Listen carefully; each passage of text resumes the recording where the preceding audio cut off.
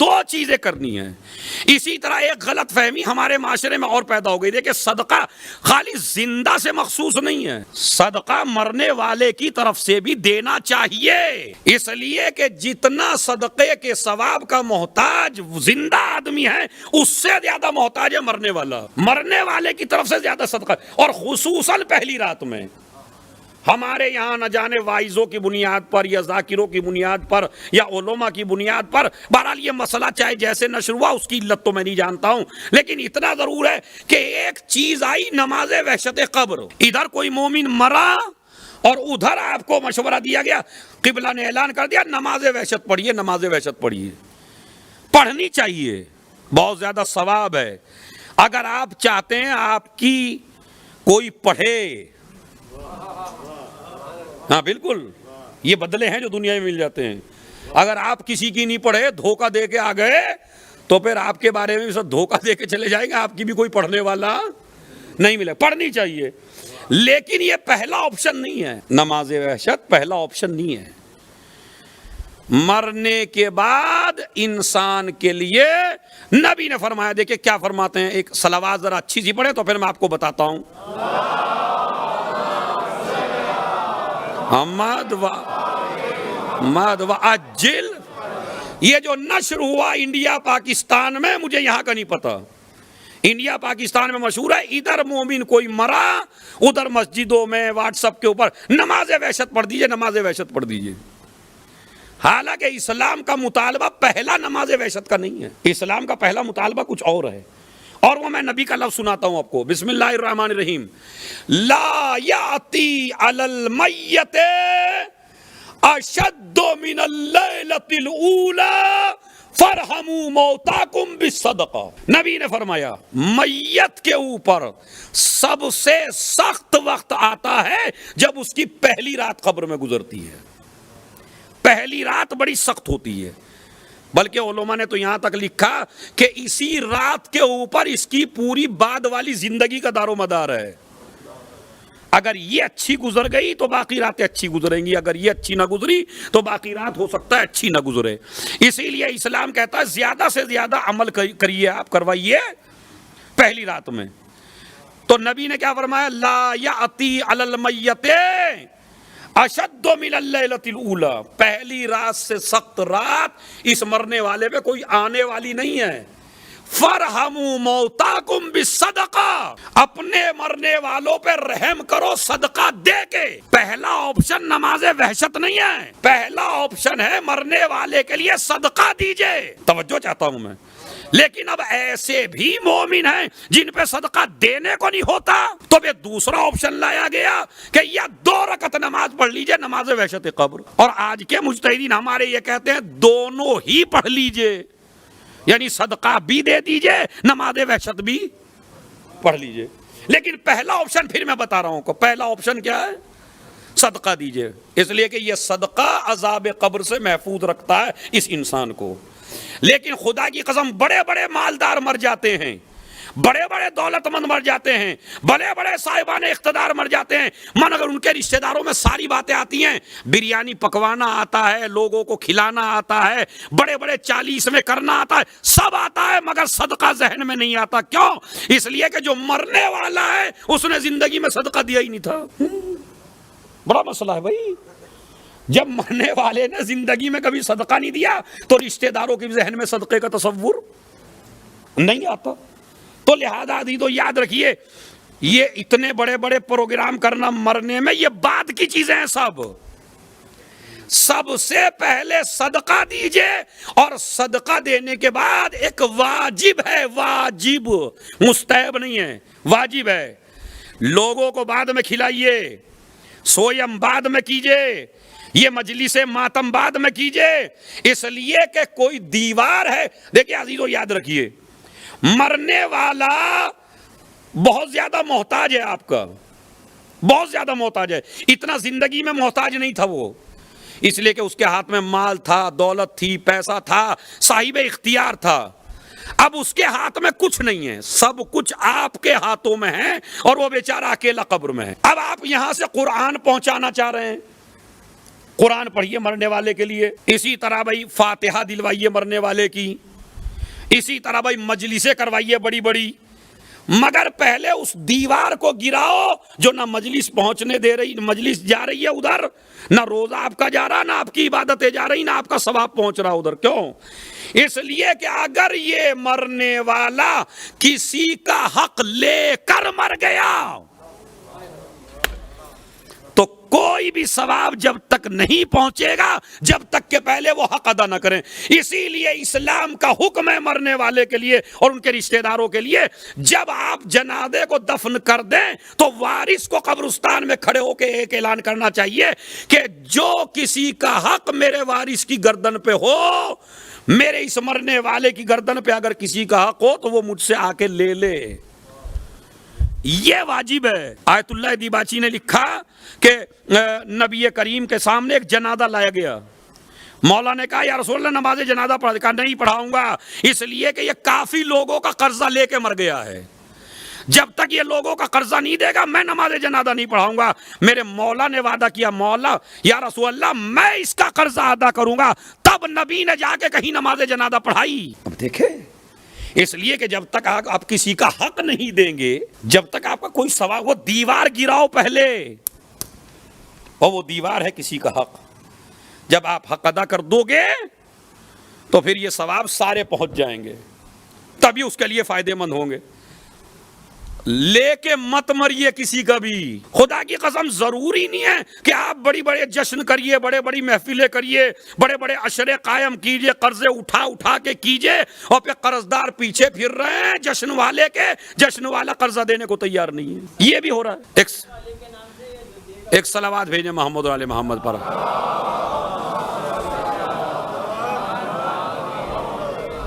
صدقہ مرنے والے کی طرف سے دیا جائے گا، اسی پہ بات ہو رہی ہے کہ صدقہ دیجئے مرنے والے کی طرف سے، اور پہلے اس کا واجب ادا کریے. اگر آپ کو معلوم ہے کہ میرا مرنے والا کسی سے قرض لیے تھا، دے نہیں پایا تھا، تو اب رشتہ دار کو پروگرام بعد میں کرنے ہیں سارے، پہلے اس کا قرضہ اتارے.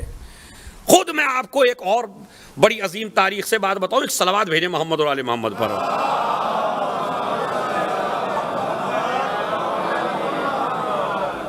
آپ نے جناب مسلم کے حالات زندگی پڑھے؟ جناب مسلم کچھ قرض لیے تھے کوفے میں جا کے، اور جب آخری وقت آیا جناب مسلم کا کہا وصیت کر لیجئے، تو پہلی وصیت اپنے قرض ہی کے لیے کی ہے کہ یہ میری ذرا بیچ دینا، میرا قرضہ ادا. اس لیے کہ قرض لینا عیب نہیں ہے، توجہ چاہتا ہوں، قرض لینا عیب نہیں ہے، لے کے نہ دینا عیب ہے. ہاں قرض لیجئے، بلکہ روایات میں تو یہاں تک وارد ہوا ماشاءاللہ. آج تو ویسے بھی میری تائید کے لیے کیا، میری سرپرستی کے لیے دو عالم بیٹھے ہوئے ہیں، ان سے پوچھ لیجئے گا. ہمارے یہاں جو لمعہ دمشقیہ پڑھائی جاتی ہے، فقہ میں بڑی بہترین کتاب ہے، اس میں یہ روایت موجود ہے، اور باقی کتابوں میں ہے. ایک پیسہ وہ ہے جو صدقے کے طور پہ دیا جائے، ایک پیسہ وہ ہے جو قرض کے طور پہ دیا جائے. کون سا بہتر ہے؟ ایک وہ پیسہ جو آپ نے کسی کو دیا صدقہ، ایک وہ پیسہ جو آپ نے دیا کسی کو قرض. تو معصوم نے فرمایا قرض بہتر ہے، قرض پہ جو پیسہ دیا گیا وہ بہتر ہے. کیوں؟ اس لیے کہ صدقہ ایک کو دیا، ایک کی حاجت پوری کی، لیکن اگر قرضہ آج اس کو دیا، اس سے لے کے کل مجھے دیا، مجھ سے لے کے پرسوں اس کو دیا، تو ایک پیسے نے نہ جانے کتنے مومنوں کی حاجتیں پوری کر دیں. اس لیے تو قرضہ دینے کے لیے بھی کہا گیا ہے، اور قرضہ لینا بھی کوئی عیب نہیں ہے. ایک جملہ کہتا ہوں، میرے پاس نہ کوئی روایت سناتا ہوں نہ آیت سناتا ہوں. وَقْرِضُ اللَّهَ قَرْضًا حَسَنًا، اللہ کو قرض حسنہ دو. توجہ چاہتا ہوں میں، یہ آیت ہے، آگے پڑھ لیجئے. اگر قرضہ لینا عیب ہوتا تو علی کبھی قرضہ نہ لیتے. اس کا مطلب قرضہ لینا عیب نہیں ہے، ہاں قرضہ لے کے نہ دینا. اب آپ کی اسی لیے معصوم نے فرمایا پہلے صدقہ دیجئے، فرحموا موتاکم بالصدقہ. لیکن صدقے سے پہلے بھی ایک کام ہے، اگر اس کے اوپر کسی کا حق ہے تو پہلے اس کو ادا کیجئے، لیکن ورنہ اس تک کوئی ثواب پہنچنے والا.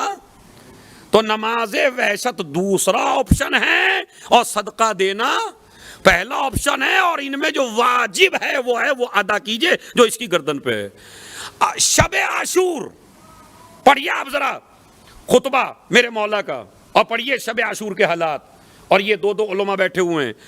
امام حسین علیہ السلام نے اپنے ایک خطبے میں ارشاد فرمایا، کل میرے ساتھ میرا وہ صحابی قتل نہ ہو جس کی گردن پہ کسی کا قرضہ ہو، ورنہ مجھے بتاؤ میں حسین ابن علی قرضہ دوں گا۔ کیوں؟ اس لیے کہ میں نہیں چاہتا میرا کوئی صحابی ایمان کے درجات کے اعتبار سے کم جائے بارگاہ خدا میں، نہیں، میں چاہتا ہوں کمپلیٹ جائے، مومن ہو، پکا مومن ہو۔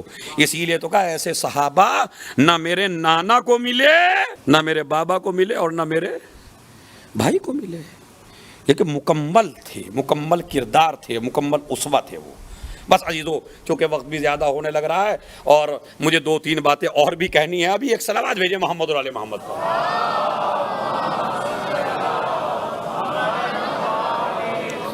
تو پھر بات وہیں آ گئی، اور وہ بات کیا ہے کہ 2 عمل کریے شعبان میں۔ پہلا عمل کیا؟ صدقہ، دوسرا عمل استغفار، اس لیے کہ اس استغفار سے تمہارا پروردگار راضی ہوتا ہے۔ اور کیسے راضی ہوتا ہے یہ بھی سن لیجئے۔ جب کوئی آدمی روٹھ جاتا ہے تو جلدی سے منتا نہیں ہے۔ شادیوں میں آپ نے بڑے برے حالات دیکھے ہوں گے، جس کے گھر میں شادی ہوتی ہے وہ شادی سے پہلے ٹینشن میں آ جاتا ہے۔ کئی کی شادیوں میں گیا، میں نے کہا بھائی تم ٹینشن میں کیوں ہو؟ کہا میاں سارے رشتہ دار روٹھے پڑے ہیں، ابھی تو ان رشتہ داروں کو منانا ہے۔ اچھا رشتہ داروں کی بھی دیکھ لیجئے، اگر آپ اکیلے منانے کے لیے چلے جائیں تو یہ منتے نہیں ہیں، یہ بھی پورے نخرے دکھاتے ہیں آپ کو۔ مطلب جائیے، مثلا میں ناراض ہوں اور آپ اکیلے آ گئے تو میں آؤں گا نہیں آپ کا، ارے اکیلے ہی آ گئے، اگر مجھے لے جانا تھا 2-3 کو ساتھ لے کے آتے، یعنی پہلے اپنا جھگڑا 2-3 آدمیوں کو بتاتے، ان کو ڈالتے، ان کو سمجھاتے، عزت کے ساتھ لے جاتے، یہ بھی کوئی ہوا کہ آئے اور مجھے کہہ کے چلے گئے ہیں؟ اس کا مطلب انہیں بلانا ہی نہیں تھا۔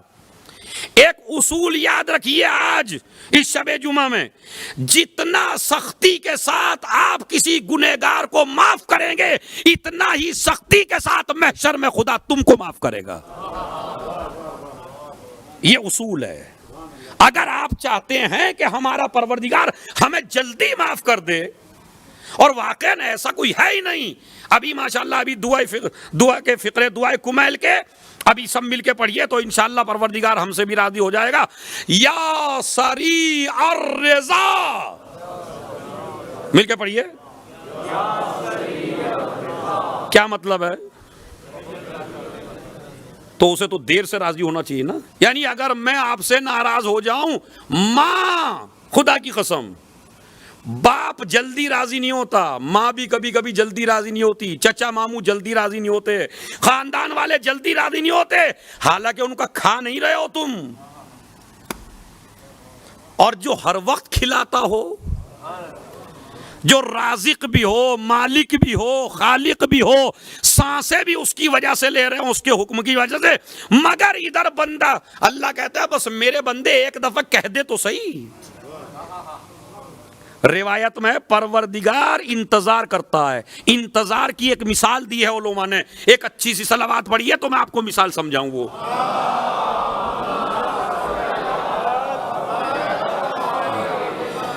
جب ایک گناہگار بندہ اپنے پروردگار سے استغفار کرتا ہے تو اللہ کو کتنی خوشی ہوتی ہے۔ معصوم فرماتے ہیں اگر کسی عورت کے ایک ہی بیٹا ہو اور وہ ایک بیٹا اس کو خبر دی جائے تیرا بیٹا مر گیا، اور وہ دن رات رو رہی ہو، اور اس کے بعد اچانک کچھ دن کے بعد دیکھا کہ وہ بیٹا سامنے ہی نظر آ جائے، اماں میں مرا نہیں ہوں، میں تو زندہ ہوں، اس ماں کی کیفیت بتائیے آپ کیا ہوگی؟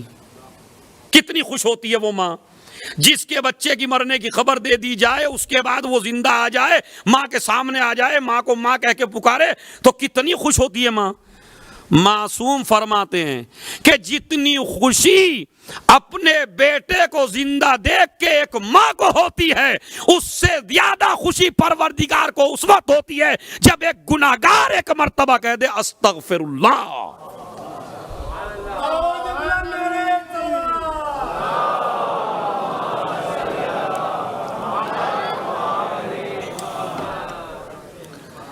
خوش ہوتا ہے پروردگار بے حد خوش ہوتا ہے کب؟ جب بندہ گناہوں سے معافی مانگ لے. بلکہ روایت میں تو میں نے یہاں تک پڑھا, آج سنیے, یہ شعبان المعظم کی وجہ سے روایت کا آپ کو ترجمہ کر کے سناتا ہوں, چونکہ عربی میں زیادہ وقت لگ جائے گا. سنیے کیا روایت میں ہے.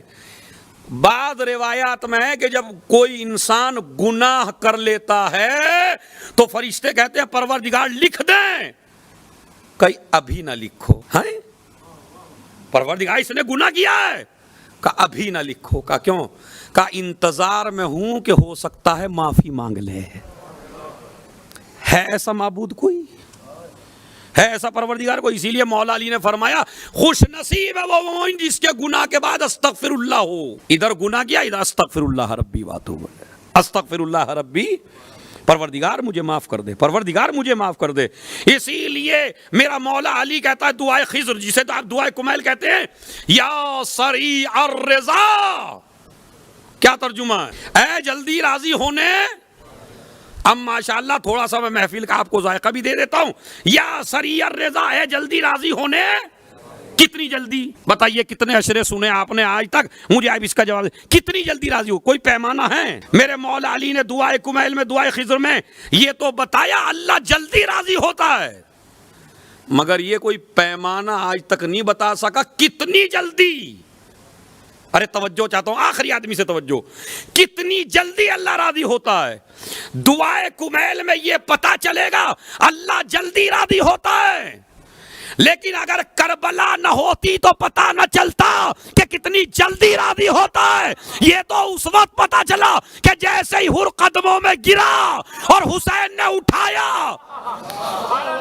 اب جا کے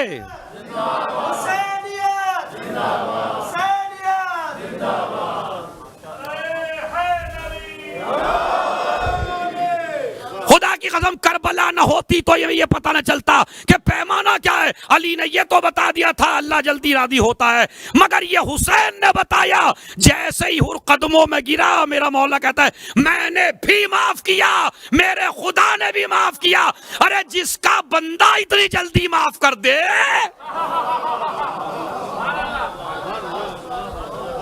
ایک صلوات بھیج دیں محمد اور آل محمد.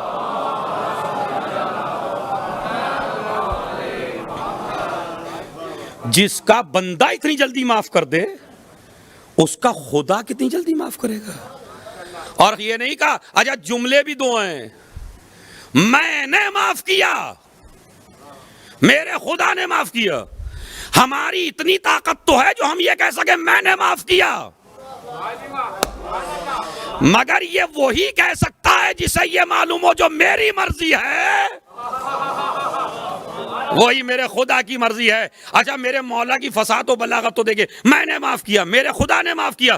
چلیے آپ کہہ دیتے میں نے معاف کیا, یہ جملہ کہنے کی ضرورت ہوتی میرے خدا نے معاف کیا. اچھا یہ کہہ دیتے بھائی حر تم آ گئے ہو, میرے خدا نے معاف کیا. یہ میں نے کا جملہ کیوں ہے؟ یہ میں نے کا جملہ بڑی فضیلت کی طرف اشارہ ہے.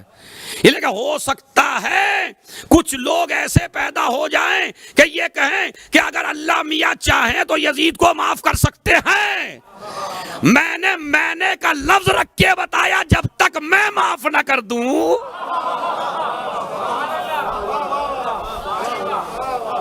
میرا خدا بھی معاف کرنے والا نہیں ہے. اللہ بس عزیزو, میں نے معاف کیا, میرے خدا نے معاف کیا.